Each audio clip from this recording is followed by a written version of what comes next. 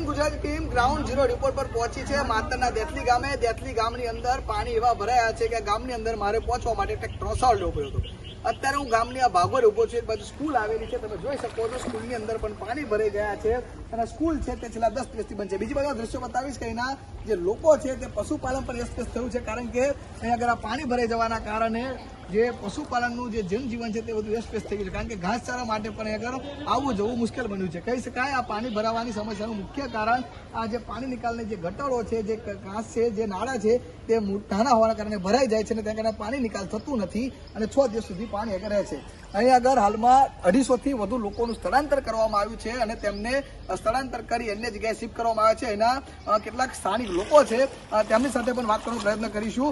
કેવા પ્રકારની સ્થિતિ, શું કહેશો? અહીંની પરિસ્થિતિ બહુ ખરાબ છે. અહીંયા લગભગ 10 દિવસથી બધી પરિસ્થિતિ ખરાબ છે. ચારે બાજુ પાણી ભરી ગયા છે. બગોળ બાજુ તમારો રસ્તો, આ બાજુ એ પાણી, આ બાજુ માલાવાડા બાજુ તમારો એ પણ પાણી. અને અહીંયા શું છે કે ગુજરાતી નિહાળમાં પાણી ભરેલું છે. અહીંયા આમ જોવા જઈએ તો સરકારના અમારી એક જ દરખાસ્ત છે કે અમારા ગામની અંદર લગભગ લોકોને થોડી મદદ મળે. મદદ એટલે કેશ ડોલમાં ઘર વખરી બધું ખરાબ થઈ ગયું છે અને બહુ પરિસ્થિતિ બધા મજૂરી કરવાવાળા બધા વ્યક્તિઓ છે, નોકરીવાળા ખાસ નથી. બરાબર, એટલે ઘર વખરી અને ગેસ ડોલ મળે એવું કંઈક આયોજન કરો તો સારું.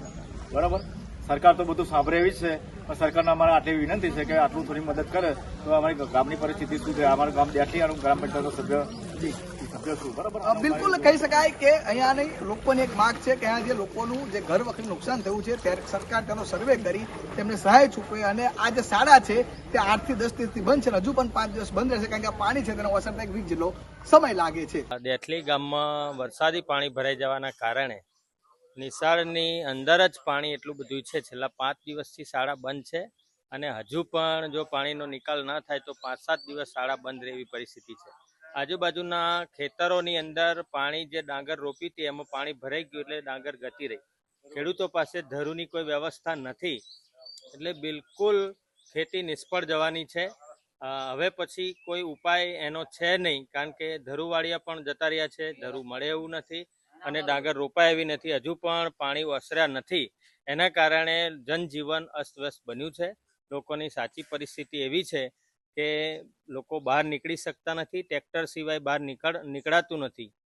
જેટલા પણ ટ્રેક્ટરની વ્યવસ્થા છે એ પોતાના પશુપાલનનું દૂધ લઈને આવે છે, એ સિવાયના બાકીનાને તકલીફ છે. પશુઓ માટે ખાવાનો ઘાસચારો જેટલો એમને ઘરમાં સંગ્રહ કરેલો છે અને છાપરામાં સંગ્રહ કર્યો છે એટલો ચાલે છે ત્યાં સુધી ચાલશે. બાકી પશુઓ માટે પણ હાલાકી ઉત્પન્ન થાય એવી પરિસ્થિતિ હાલ છે.